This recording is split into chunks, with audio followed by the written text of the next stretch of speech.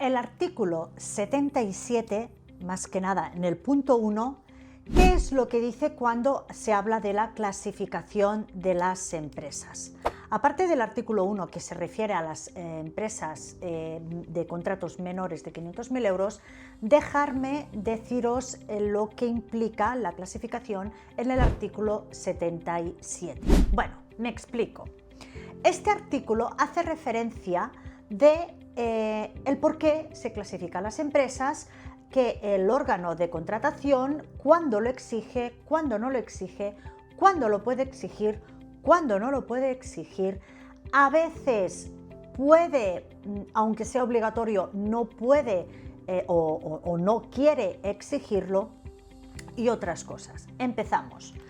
Cuando es una obra de mayor de 500.000 euros, la ley dice que tienes que tener la clasificación que exigen los pliegos con sus grupos y sus subgrupos para demostrar esa solvencia económica y técnica, que también lo hemos comentado antes. Esto es lo que dice la ley que los empresarios, ¿no? Las empresas tienen que tener para esos contratos mayores de 500.000 euros. En los contratos menores de 500.000 euros, también lo he comentado antes, no es exigible, no es obligatorio estar clasificado. Pero si tú tienes la clasificación, pues puedes enseñarla y ya quedas totalmente acreditado, ¿no? Si realmente lo pone en los pliegos, por ejemplo, ¿no? Si es un contrato de 300.000 euros y a lo mejor te dicen que tienes que tener la C3, y tú no la tienes porque no estás clasificado, porque no es obligatorio con contratos de menos de 500.000 euros y estás en una licitación de 300.000 euros.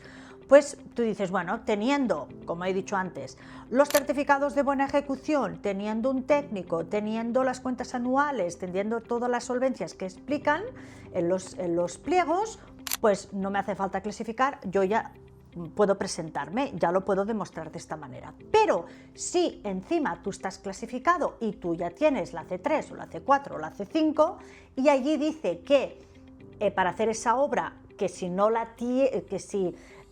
estás clasificado solamente con la C3 lo puedes hacer, pues también la puedes demostrar. ¿De acuerdo? No sé si me habéis entendido, que tú puedes estar clasificado porque tú quieres y aunque hagas contratos de menos de 500.000 euros. Es como demostrar tu solvencia técnica y económica con esa acreditación, con la clasificación. Que no, ya sabemos qué métodos utilizar. ¿Qué dice también este artículo?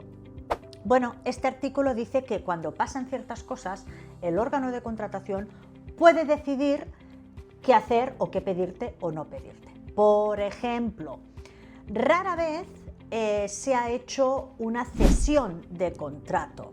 Es muy raro, pero ocurren estas cosas.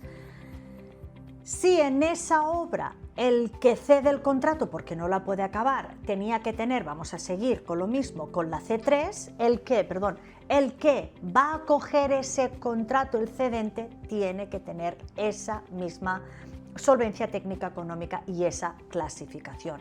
Lo puede exigir y si no lo tienes no podrás ceder ese contrato a ese tercero, ¿no? Si aquí te han exigido 5 puntos de solvencia técnica económica o la clasificación C3, vamos a poner, el cedente, el que tú le vas a ceder el contrato, ¿no? Otra empresa, otra constructora, tiene que tener o los 5 puntos de la misma solvencia técnica económica o tener la clasificación de la C3, obligatoriamente cuando es una cesión de contrato.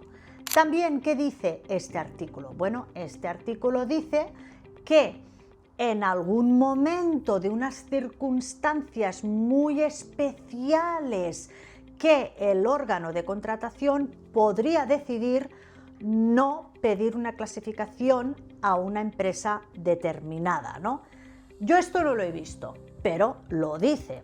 Pero también lo que os he dicho, si es un contrato inferior a 500.000 euros y el órgano de contratación, por X motivos totalmente justificados, exige sí o sí que se tenga esa clasificación,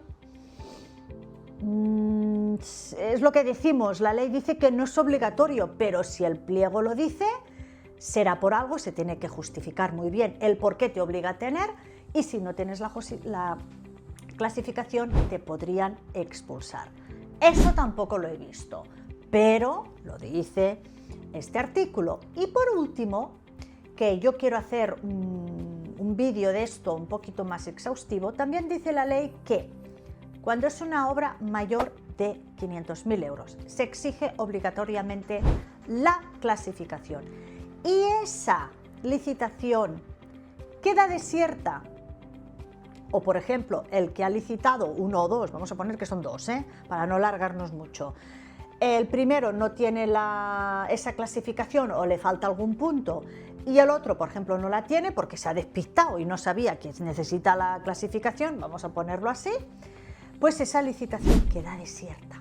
Aunque se ha presentado gente, no están capacitados, no son aptos para hacer esa licitación. Y entonces queda desierta, queda nula. Y sin cambiar nada, se vuelve a sacar. Normalmente tardan 1, 2, 3 meses por los procedimientos de la administración del papeleo, y vuelven a sacar la misma licitación, la misma, sin cambiar nada, repito. Pues la ley dice que, como ha quedado desierta, pues por falta de solvencia, pues el órgano de contratación, disculpad, puede decir que por esta segunda tanda no exige la clasificación. A lo mejor sí que te exige tener certificados de buena ejecución, ojo, o sea, tener la solvencia, no que me vaya un novato a hacer esa obra, ¿no? Porque se necesita sí o sí la solvencia técnica y económica, pero la puedes demostrar, ya lo hemos dicho, con diferentes cosas, con diferentes documentos y parámetros, pero no la clasificación. Eso sí que lo dice este artículo, que si no ha cambiado nada, repito, si no ha cambiado nada, es la misma licitación que ha quedado desierta, la vuelven a sacar a licitación al cabo de 1, 2 o 3 meses. Lo mismo, que no cambian ni una coma. Si antes pedían clasificación, esta vez puede quedar exenta de clasificación empresarial. Esto es importante saberlo porque, a ver, no pasa mucho, ¿no? Pero si pasase, pues bueno, podrías tener una oportunidad de volver a licitar por esa misma obra si no tienes la clasificación, o estar un poquito pendiente de, ¿no? Es importante saberlo porque el tema de la clasificación de las empresas, la clasificación empresarial, es un poco lioso.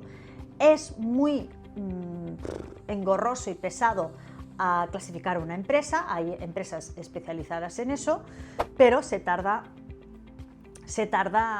un tiempecillo, se tarda, no es una cosa rápida por hacer, ni mucho menos, pero a veces es importante tener la empresa clasificada porque el proceso es mucho más rápido. Enseñas la clasificación y ya está. Pero bueno, este artículo 77 y sobre todo el 77.1 es importante saberlo porque aclara muchísimas cosas sobre la solvencia de las empresas a la hora de licitar y lo que exigen de solvencia a la administración pública, en este caso las constructoras, a las empresas. Seguimos creando vídeos para qué significan estas leyes, las más comunes, para que podamos entender todos que la administración a veces es un poquito con palabras muy técnicas, pero se entiende bastante bien. Seguimos.